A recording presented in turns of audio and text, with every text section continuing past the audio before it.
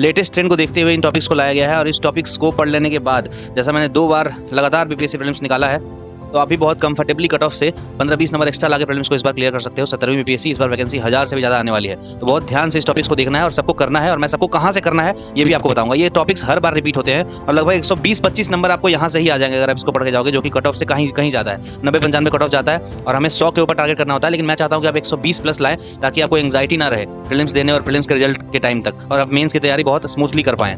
बात किया जाए पेपर्स का, तो 69th का जो पेपर था बीपीएससी के इतिहास में, ये वाला पेपर अभी तक का सबसे टफेस्ट पेपर था, क्योंकि इसमें जो ऑप्शंस थे वो एक तो नेगेटिव मार्किंग पहली बार इंट्रोड्यूस की गई थी, और दूसरा कि इसमें यूपीएससी के टाइप का आपको ऑप्शन देखने के लिए मिल रहा था। Only 1 and 2 3 correct, only 2 and 3, इस टाइप का आपको बहुत ज़्यादा दिमाग लगाने वाले क्वेश्चंस मिल रहे थे, जिसकी वजह से टफ हो गया था। लेकिन आपको डरने की बिल्कुल जरूरत नहीं है। जो टॉपिक्स मैं दे रहा हूँ उसको आप अच्छे से कवर करके जाइए, तो प्रीलिम्स तो भाई कोई नहीं रोकेगा, बाद में मेंस का बाद में देखा जाएगा। अभी 2 महीना बाकी है, तो इसमें प्रीलिम्स ही करना सबसे इंपॉर्टेंट है। तो बहुत लोग बोलते हैं कि बहुत ज़्यादा टफ आ गया था, बहुत ज़्यादा मतलब पेपर एकदम अतरंगा सा था, लेकिन ऐसा कुछ नहीं है। देखो बहुत सिंपल क्वेश्चंस भी आए हैं, जैसे ये 1 लाइनर हो गया, ये 1 लाइनर हो गया, 1 लाइनर, इस टाइप के सिंपल क्वेश्चंस भी आए हैं जिसमें आप एकदम एक्यूरेसी के साथ बहुत अच्छा स्कोर कर सकते थे। ठीक है, 150 में लगभग 15 से 20 क्वेश्चन मैं मानता हूँ कि यूपीएससी के टाइप का था, ऐसा क्वेश्चन था, ऐसा वाला क्वेश्चन था, लेकिन फिर भी आपको एकदम पैनिक नहीं होना है, क्योंकि इतने क्वेश्चन तो बीपीएससी देती ही है जिससे एक एवरेज बच्चा भी हल्की सी पढ़ाई करके प्रीलिम्स निकाल के मेंस लिख सके।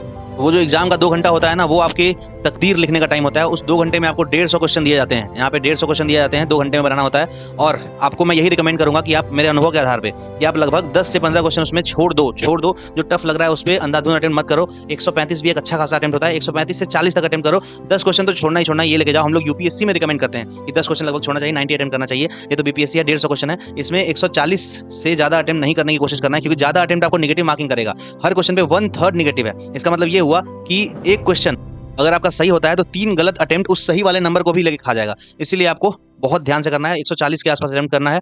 मैं यहाँ पे ये जो टॉपिक लाया हूँ ये मेरे पिछले 3-4 साल के इस प्रिपरेशन लाइन के जो अनुभव है उससे मैंने निकाला है। आपको 2 बात मैं बताना चाहूंगा कि ये 2 घंटे में अगर आपको 150 क्वेश्चन करना है तो आपको टाइम मैनेजमेंट बहुत अच्छा आना चाहिए। मैं यहाँ पे आपको कितना भी टॉपिक दे दूँ, कितना भी आपको बुक लिस्ट दे दूँ पढ़ने के लिए, लेकिन अगर आपको टाइम मैनेजमेंट नहीं आता है, अगर आपके पास स्पीड नहीं है, तब जाके आपका सिलेक्शन नहीं होगा। आपको बहुत जल्दी दिमाग लगाना होगा, जल्दी आपको पढ़ना होगा और जल्दी ऑप्शंस को टिक लगाना होगा। इसके लिए मॉक टेस्ट बहुत जरूरी है, फुल लेंथ टेस्ट। मैं बोलूंगा आपको कि जितने बड़े कोचिंग्स हैं बीपीएससी में, उस सबके जो फाइनल मॉक टेस्ट होते हैं फुल लेंथ टेस्ट देने के लिए मैं रिकमेंड करता हूँ, क्योंकि ऑब्जेक्टिव टेस्ट का कोई मतलब नहीं है। फॉर एग्जाम्पल पॉलिटी का अगर आप टेस्ट देते हो तो पॉलिटी के 150 क्वेश्चन बनाने का क्या फायदा, जब बीपीएससी 4 से 5 क्वेश्चन पूछती है, हो सकता है कभी पूछे भी ना। इसलिए फुल लेंथ टेस्ट दो जिसमें सारा मिक्स रहता है और आप बोर नहीं होते हो। 10 क्वेश्चन मैथ, साइंस, रीजनिंग से रहता है, साइंस से 30 क्वेश्चन रहता है, ओवरऑल हिस्ट्री से 30-40 क्वेश्चन रहता है। तो मॉक्स फुल लेंथ टेस्ट ही देना चाहिए, 10, 15, 20 जितना आपको लगाना लगाओ। और उसमें आप ये इंश्योर करो कि आपका हर बार 110-15 नंबर जो है वो आ रहा है, 120 नंबर। हालांकि नंबर कम आने से परेशान नहीं होना है। मेरा अपना खुद का अनुभव है कि मैंने आज तक जितनी बार भी बीपीएससी प्रीलिम्स दिया है हर बार निकाला है, और मेरे तो मॉक टेस्ट में 80-70 नंबर भी आते थे, बट फिर भी मेरा रियल में 118-20 नंबर भी पार कर जाता था।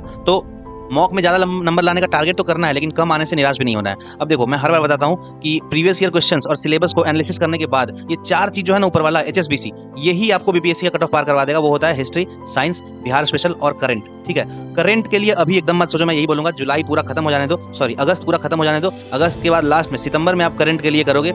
1 सितंबर से आप करोगे, 1 सितंबर को स्पीडी आ जाती है, स्पीडी को पूरा पढ़ जाओ। 30 सितंबर को आपका एग्जाम है, पूरे 1 साल का सारा आपका कवर हो जाएगा उसमें, है ना। और इसको अगर अच्छे से करना है तो करंट के लिए पीछे जो MCQ दिया रहता है स्पीडी में, वो आप करके जाओ, और बहुत सारे माइंड में अपने ट्रिक्स बना के याद करो, ताकि आपको दोबारा बार रिवीजन करने की जरूरत ना पड़े और पढ़ा हुआ एग्जाम में भूले भी ना, है ना। तो ये ट्रिक्स और एसोसिएशंस जो मैं इतनी बार आप लोगों को बोला हूं, मैंने अपने सारे पुराने वीडियोस में भी आपको बताए हैं कि ट्रिक्स और एसोसिएशन से याद करना सबसे ज़्यादा फायदेमंद होता है। इसमें आपको नोट्स बनाने की भी जरूरत नहीं हो सकती है, बार रिवीजन करने की भी जरूरत नहीं हो सकती है। बस एक बार पढ़ो और ट्रिक्स से उसको याद कर लो, ताकि दोबारा पढ़ने की जरूरत ना पड़े। मतलब जितना कम से कम टाइम में जितना ज़्यादा से ज़्यादा आउटपुट आपको मिले। बाकी सबसे मेन जो 3 स्तंभ है बीपीएससी प्रीलिम्स का, वो ये है हिस्ट्री, साइंस और बिहार स्पेशल। ये जो पेग होता है ना, पॉलिटी, इकोनॉमी, ज्योग्राफी, तीनों से लगभग 5-7 क्वेश्चन आते हैं, ओवरऑल 15-20 क्वेश्चन आते हैं। इसमें पॉलिटी मोटा मोटी सबको पता ही होता है, इकोनॉमी में बस बजट और सर्वे पढ़ना होता है और कुछ नहीं पढ़ना होता है। नेशनल बजट, नेशनल सर्वे, और Bihar budget, Bihar economic survey. और ज्योग्राफी में आपको थोड़ा बहुत फिजिकल ज्योग्राफी वगैरह देखना पड़ता है और करंट का थोड़ा देखना पड़ता है। तो ये पेग भी उतना टफ नहीं है जितना ये तीनों जो ट्राइपॉड है, इन ट्राइपॉड पे ही पूरा बीपीएससी प्रीलिम्स खड़ा है। हिस्ट्री, साइंस, बिहार स्पेशल, जिसमें आपको मैं हिस्ट्री का टॉपिक्स बताता हूँ। एंशिएंट, मिडाइवल, मॉडर्न 3 ही आएगा, वर्ल्ड हिस्ट्री नहीं आएगा, और पोस्ट इंडिपेंडेंस हिस्ट्री भी नहीं आएगा प्रीलिम्स में। एंशिएंट हिस्ट्री में आपको प्री हिस्ट्रिक, जो प्राग ऐतिहासिक काल है, उसके बारे में पढ़ना है। पाषाण काल के बारे में बीपीएससी पूछती है, कब से कब तक क्या था, कहाँ पे क्या मिला था, कुत्तों को कब से पालना शुरू किया इंसानों ने, ये सब पूछता है। फिर हड़प्पन, सबको पता है हड़प्पन सब सब शुरुआत करते हैं, सब लोग पढ़ते हैं, काफ़ी अच्छा मतलब ऑलमोस्ट सबको इसके बारे में नॉलेज होता ही है, क्योंकि सब लोग इसी से अपनी पढ़ाई शुरू करते हैं। फिर हड़प्पन के बाद आपका आगे आर्यंस का आक्रमण होता है, फिर वैदिक काल है ना, प्री वैदिक, लेटर वैदिक, उसके बाद महाजनपदास के बारे में आपको फिर मौर्य और गुप्ता के बारे में, और संगम काल के बारे में आपको थोड़ा साउथ के बारे में पढ़ना है। ये हो गया आपका एंशियन में इंपॉर्टेंट टॉपिक पढ़ने के लिए बहुत सारे हैं, पूरा किताब लेके बैठोगे तो बहुत कुछ पढ़ लोगे, लेकिन मैं बोल रहा हूँ कि इसमें जो ये 7 टॉपिक मैंने दिया है, इस सब में से आप यूट्यूब पे किसी अच्छे टीचर का एक वीडियो देख लो या किसी अच्छे कोचिंग का नोट्स पढ़ लो तो मोर देन इनफ है। उसके बाद आप जितना क्वेश्चन लगा सकते हो लगाओ, क्योंकि क्वेश्चन लगाने से जितना जल्दी दिमाग में घुसता है ना, उतना कोई तरीका नहीं है जो आपके दिमाग में घुसा दे। मुझे लगता है कि जितना भी मुझे जीएस या जीके अभी तक याद है या एग्जाम में सही होता है, सब मेरे कहीं ना कहीं गलत हुए होते हैं मॉक टेस्ट में। तो वो गलती किया हुआ एग्जाम में आपको याद आ जाता है और आप गलती नहीं करते हो। तो डायरेक्ट पैसिव लर्निंग करने से अच्छा है कि आप क्वेश्चन लगा के इसको करो। पहले एक बार हल्का देख लो, वीडियो वगैरह देख लो, आदेश सिंह सर का आता है स्टडी आईक्यू वाला, बहुत सारे एनिमेशन वीडियोस आते हैं, वो सब देखने के बाद आप क्या करो, सीधा मॉक टेस्ट लगाना शुरू कर दो। और मॉक टेस्ट जितना लगा सको लगाओ। हिस्ट्री में तो आप प्रीवियस ईयर का ही मॉक टेस्ट लगा सकते हो, कोई करंट में इसमें आता नहीं है, अपडेट होता नहीं है। परफेक्शन, आस्था, जितने भी बड़े बड़े कोचिंग है आप यू नेम इट, मतलब क्राउन हो गया, एरोटेरिया हो गया, सबके मॉक टेस्ट आप लगाओ। और जितना मॉक टेस्ट लगाओगे, जितना तेज आप क्वेश्चंस को सॉल्व करोगे, जितना आप गलती करोगे, उतना आपको रियल एग्जाम में फायदा होगा। ये मैं अपने पर्सनल एक्सपीरियंस से बोल रहा हूँ। फिर मेडाइवल हिस्ट्री में आता है आपका साउथ इंडियन हिस्ट्री, जैसे विजयनगर, बहमनी साम्राज्य, फिर भक्ति सूफी मूवमेंट, ये भी चला था कैसे, मतलब अंग्रेजों मुस्लिम्स के आक्रमण के बाद सूफी मूवमेंट चला था, फिर उसी के अपोज में भक्ति मूवमेंट भी चला था। दिल्ली सल्तनत, मुगल काल के बारे में सब लोग पढ़ते हैं, सबको पता होना चाहिए। मराठास के बारे में पता होना चाहिए। ये हो गया हमारा मेडाइवल। इसमें बहुत कम टॉपिक है और इससे बहुत आता है, इसलिए आप इतना तो कम से कम करके ही जाओ।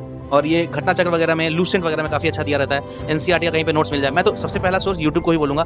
यूट्यूब से ही मैंने अपना पूरा जितना भी कोचिंग है, मैंने अपनी जितनी पढ़ाई है सब ऑलमोस्ट यूट्यूब से या नोट से या छोटे मोटे जो यूट्यूबर्स होते हैं उनसे ही पढ़ा है मैंने। कहीं पे मैंने पेड कोर्स या बहुत लाख 2 लाख देके कोई पढ़ाई नहीं किया है। फिर भी मेरा पहले अटेम्प्ट में ही बीपीएससी में फाइनल सिलेक्शन हो गया है। और मैं यूपीएससी का भी 2 मेंस लगातार दे चुका हूँ। यूपीएससी मैंने जब भी दिया है तब मेरा पॉजिटिव रिजल्ट आया है। कभी भी मैंने प्रीलिम्स में आज तक फेल नहीं किया जब मैं पढ़ता था। तो उसके बाद आते हैं हम आधुनिक इतिहास में, आधुनिक भारत का इतिहास, मॉडर्न हिस्ट्री, जिसमें मॉडर्न हिस्ट्री में सबसे पहले लेटर मुगल से चालू होता है। मुगल काल, औरंगजेब के बाद कैसे एकदम ढहने लगता है और यूरोपियंस आने लगते हैं एक एक करके। उनकी क्या कॉलोनियल पॉलिसीज होती है, औपनिवेशिक नीतियां होती हैं, जिसकी वजह से वो मतलब अपना राज्य बढ़ाते जाते हैं और कैसे बांध के रखते जाते हैं। जैसे वो होता है ना रैयतवारी, महालवारी और जमींदारी सिस्टम, ये सब पूछेगा। ट्राइबल या पीजन मोमेंट्स, हम लोग भी बहुत विद्रोह कर रहे थे, किसान विद्रोह, जनजातीय विद्रोह। सोशियो रिलीजियस रिफॉर्म मोमेंट्स, राजा राम मोहन राय का पढ़ना पड़ेगा आपको। ये सब यूट्यूब में आप अवेलेबल है। कि टॉपिक बस इतना कीवर्ड सर्च करो, यूट्यूब से एक छोटा सा 1 पेज का नोट्स बनाओ, एग्जाम के दिन आप पूरा रेडी रहोगे। और उसी से मतलब टेस्ट सीरीज से जो गलती हो रहा है ना, नोट्स के आधे पेज में नोट्स बनाओ और आधे पेज में जो भी टेस्ट सीरीज में आपको गलती हो रहा है, जैसे यहाँ पे खाली पेज है तो यहाँ पे आप टेस्ट सीरीज की जो गलतियां हैं वो लिखा करो। ये मैं नहीं है, बहुत सारे टॉपर्स बोल के गए हैं और सब लोग ऐसे ही इसी तरीके से पढ़ के टॉप करते गए हैं। तो ऐसा कोई बहुत बड़ा मतलब सीक्रेट भी नहीं है कि कैसे पढ़ा जाता है, कैसे अच्छा नंबर लाया जाता है। कुछ नहीं करना है, आपको छोटा सा नोट्स बनाना है और अपनी गलतियां लिखनी है। एग्जाम के एक रात पहले या 1 हफ्ते पहले उसको रिवाइज कर लेना है। ऐसे करके एग्जाम में आप अच्छे मार्क्स ला सकते हो, किसी भी एग्जाम में। Practice makes a man perfect. उसके बाद 1857 का रिवोल्ट पढ़ना है। ये सब मैं नेशनल वाला बता रहा हूँ। इसका बिहार स्पेशल में 1857 में बिहार में क्या हुआ, सोशल रिलीजियस में बिहार में क्या हुआ, ब्रिटिश पॉलिसी बिहार में क्या थी, वो बिहार स्पेशल में आपको बिहार स्पेशल पढ़ना पड़ेगा। उसके लिए बिहार समग्रा की एक बुक आती है, बिहार समग्रा, वो बहुत अच्छी मुझे बुक लगती है, बिहार समग्रा, जो केवीसी नैनो का पब्लिकेशन आता है। उससे आप बिहार की हिस्ट्री ज्योग्राफी कर लो तो काफी अच्छा रहता है। फिर रिवोल्यूशनरी एक्टिविटीज, भगत सिंह वाला जो था, and then Indian national movement, Gandhi ji के आने के बाद कैसे मतलब सविनय आंदोलन होता है, नॉन कॉपरेशन, सिविल डिसोबीडियंस, ये सब देखना है। और ये तो मतलब ओवरऑल टाइम लाइन हो गया ना, मुगल से लेकर आजादी मिली। उसके बाद ये तीनों एक स्पेशल चीज भी है जो हर बार पूछता है बीपीएससी, जैसे गवर्नर जनरल्स, किस गवर्नर जनरल के काल में क्या क्या हुआ, किसने कौन कौन सी नीति अपनाई, किसके टाइम पे कौन सा युद्ध हो रहा था। उसके बाद कांग्रेस सेशंस, कहाँ कहाँ पे कौन सा कांग्रेस सेशन हुआ, फिर किस सेशन में कौन अध्यक्ष थे, किस सेशन में क्या बोला गया, क्या शपथ लिया गया, ये सब पूछता है। इसलिए आपको एक मतलब सिंपल वही बात है, इसको यूट्यूब पे सर्च करो या किसी भी किताब के पीछे इंडेक्स में देख लो, आपको तुरंत मिल जाएगा। एंड देन ऑर्गेनाइजेशंस, किस ऑर्गेनाइजेशन के कौन सचिव थे, कौन उसके अध्यक्ष थे, महासचिव कौन थे, कहाँ पे वो बेस्ड था, जैसे गदर पार्टी हो गया। फिर बुक्स कौन कौन किसने लिखा था, क्या क्या उसमें था बुक्स में, ये सब पूछता है। तो हिस्ट्री तो आपका ऐसे कंप्लीट हो जाएगा। सब हर टॉपिक का यूट्यूब पे देख लो, एक A4 साइज पेपर लेके उसमें 1/4 में नोट्स बनाओ और बाकी 3/4 में गलतियां लिखो। मैं बार बार कह रहा हूँ, अभी से 2 महीना आप लगातार टेस्ट देते रहोगे तो इस बार प्रीलिम्स आपको कोई नहीं रोकेगा। 2 महीना में मतलब मैं एक्सपेक्ट करता हूँ कि लगभग 15 से 20 फुल लेंथ टेस्ट आप दे दो, उतना काफी रहेगा आपको बहुत अच्छा पकड़ बनाने के लिए। और आप एकदम मंझ जाओगे। मंझे हुए खिलाड़ी जो रहते हैं ना, वो बहुत ज्यादा बिना टेंशन लिए ही एग्जाम में जाते हैं और हंसते हंसते एग्जाम से निकलते हैं, क्योंकि उनका उसी समय पता चल जाता है कि उनका हो जाएगा। अच्छा, ये चीज मैंने history, science, Bihar special, current और पेग जो बोला, इसके अलावा भी एक 10 नंबर का आता है, वो होता है मैथ्स और रीजनिंग। मैथ्स और रीजनिंग तो मोटा मोटी सबको पता होता ही है और बहुत लोग 10 में 10 भी मारते हैं जो इंजीनियरिंग बैकग्राउंड के होते हैं। जैसे मुझे पढ़ने की जरूरत नहीं पड़ती थी क्योंकि मैं इंजीनियरिंग बैकग्राउंड का हूँ। लेकिन अगर आप इंजीनियरिंग बैकग्राउंड के नहीं हो और अगर आपको टफ लगता है तो थोड़ा सा आप प्रीवियस ईयर देख लो। मैथ्स और रीजनिंग जो 10 नंबर का आता है ना, उसके लिए बस प्रीवियस ईयर से ज़्यादा कुछ नहीं करना है, मैं यही बोलूँगा। पिछले 10 साल के मैथ और रीजनिंग उठाओ जो बीपीएससी में 10 नंबर का पूछता है और उसको आप पूरा का पूरा एकदम प्रैक्टिस कर जाओ। आपको इवन आंसर पता है फिर भी आप उसको एक बार बना के और प्रैक्टिस कर जाओ, बस इतना ही काफी रहेगा 10 में कम से कम 7-8 नंबर लाने के लिए। फिर आगे हमारा साइंस, तब बिहार स्पेशल, उसके बाद करंट कहाँ से कहाँ पढ़ना है और किससे पढ़ना है बताऊंगा। साइंस में आपको फिजिक्स, केमिस्ट्री, बायोलॉजी तीनों होता है। फिजिक्स में बस ये 8 टॉपिक जो है बहुत इंपॉर्टेंट, यूनिट एंड डायमेंशन है ना, विमा होता है, distance, sound, heat, light, electricity. मैं पर्सनली बोलूं तो मैं साइंस नहीं पढ़ता था क्योंकि मेरा साइंस का ही बैकग्राउंड था। आईआईटी गुवाहाटी से बीटेक करने के बाद सिविल सर्विसेज में आने के लिए जब अंदर से मोटिवेशन जगा तो मैंने सिविल सर्विसेज देना स्टार्ट किया था। और साइंस में पढ़ के नहीं जाता था, बट फिर भी अब जो है मुझे लगता है कि नहीं, साइंस पढ़ना बहुत जरूरी होता है, क्योंकि आईआईटी की तैयारी करते समय आप तो बायोलॉजी नहीं पढ़ते हो, बहुत सारी डिजीजेस हो गए, बॉडी ऑर्गन्स हो गए, सेल के कुछ पार्ट्स हो गए, ये एक बार रिवाइज करना बहुत जरूरी होता है। और ये तीनों का एकमात्र लेजेंडरी सोर्स है हमारा लूसेंट से आप साइंस पढ़ लो और इसका क्वेश्चंस लगा लो तो साइंस मोर देन इनफ रहता है। साइंस के लिए पढ़ने से ज्यादा आपको उसका समझ विकसित करना बहुत जरूरी होता है। आप रटने से ज्यादा ना, मतलब ये देखो कि कौन एसिडिक है कौन बेसिक है, आप अपने से लॉजिक लगा के आंसर तक पहुंचना चाहो तब आपका बहुत आसानी से निकलेगा। फिर केमिस्ट्री में सॉल्यूशंस, एसिड बेस, कंपाउंड्स जो होते हैं ना, यौगिक, कार्बनिक यौगिक जो होते हैं, organic compound, inorganic compound, chemical compounds, metal, non metal, states of matter, इसमें किस मिश्र धातु में कौन सा मेटल होता है, ये सब लूसेंट में दिया हुआ है, एक बार आपको देख लेना है। फिर बायोलॉजी में क्लासिफिकेशन बहुत इंपॉर्टेंट है, ऑक्टोपस, मोलस्का होता है, आर्थ्रोपोडा होता है, कौन कौन से क्या क्या जीव होते हैं, कौन कौन से पैरासाइट्स होते हैं, फंजाई होते हैं, ये सब आपको देखना है। और सब आपको हार्मोन्स और एंजाइम्स बहुत बार पूछता है, विटामिन, प्रोटीन वगैरह, तो ये आपको देख लेना है एक बार। और इससे बहुत सारे क्वेश्चंस लगा लेना है, मतलब एक क्वेश्चन अगर आप लगा के गलत करोगे ना, जैसे कोई आप क्वेश्चन एंजाइम का गलत करते हो तो उसके बाद उसके सोल्यूशन में या फिर आपको नेट से खुद देखना है कि कौन कौन सी और भी एंजाइम है भाई जो बीपीएससी पूछ सकता है। जो क्वेश्चन सिर्फ गलत हुआ उसी को नहीं देखना है, उस क्वेश्चन जो गलत हुआ उसका पूरा टॉपिक आपको एक बार रिवाइज कर लेना है। यही मेन तरीका होता है ओवरऑल तैयारी करने का। बिहार स्पेशल में जैसा मैंने बताया, ये सब आपको बिहार समग्र में मिल जाएगा। बिहार का अगर जनरल इंट्रोडक्शन देखना है तो स्पीडी की एक बिहार स्पेशल करंट अफेयर आती है, उसमें पहला 4-5 पेज जो है बहुत इंपॉर्टेंट होता है बिहार के जनरल इंट्रोडक्शन के लिए, और उससे बहुत सारे क्वेश्चन आते हैं। बाकी बिहार हिस्ट्री, ज्योग्राफी और आर्ट के लिए आपको एकमात्र बुक है केबीसी नैनो का बिहार समग्र। बहुत लोग क्राउन भी पढ़ते हैं, दैट्स ओके, कोई दिक्कत नहीं है, बहुत लोग क्राउन पढ़ते हैं, बहुत लोग अरिहंत का पढ़ते हैं, बट केबीसी नैनो का बिहार समग्र मुझे थोड़ा अच्छा लगता है, क्योंकि वो अनिशा भारती एसडीएम ने लिखा है, अनीश भारती आईपीएस है, उनके द्वारा वो पब्लिश है, तो थोड़ा सा मतलब ऑथेंटिक लगता है मुझे, ये पर्सनल ओपिनियन है मेरा। फिर करंट अफेयर में आपको अगर टाइम नहीं है, अभी 2 महीना जैसे है, तो जनवरी 2024 से जुलाई 2024 तक कीजिए, बस 7 महीने का। अगर थोड़ा टाइम है आपके पास तो पिछले साल सितंबर में 30 सितंबर में एग्जाम हुआ था, उसके बाद से अक्टूबर 2023 से लेके और सितंबर 2023 में एग्जाम होगा तो अगस्त 2024 तक, मतलब ये जो 10-11 महीना है ये आप कर लीजिए। और अगर आप नहीं करेंगे, थोड़ा सा आप वेट कर सकते हैं, तो ये अगस्त महीना बीतने दीजिए। अगस्त महीने के लास्ट तक 30 अगस्त के बाद 1 सितंबर या 1 से लेकर 5 सितंबर के बीच में मैं एक कंप्लीट करंट अफेयर का वीडियो लाऊंगा, जिसमें आपका 25 से 30 नंबर जो है वो कंफर्म हो जाएगा। और ये YouTube पे ही मैराथन सीरीज में आएगा वीडियो, 6-7 घंटे का हो सकता है, और इस वीडियो में आपका पूरा करंट कवर रहेगा, मैं ट्रिक से समझाऊंगा, फ्री में YouTube पे अपलोड होगा, तो इसके लिए आप ट्यून इन रहिए और चैनल को सब्सक्राइब करके रख दीजिए। और ये वाला जो PDF है ये आपको चाहिए तो आप मेरे टेलीग्राम को ज्वाइन कर सकते हो, टेलीग्राम चैनल का लिंक कमेंट में पिन किया हुआ है या डिस्क्रिप्शन में है। और ये जो मैंने लास्ट में पेग बताया था, पॉलिटी, इकोनॉमी, ज्योग्राफी, ये सबसे 5-5, 10-10 क्वेश्चन आते हैं, बहुत ज़्यादा इंपॉर्टेंट नहीं होता है ये।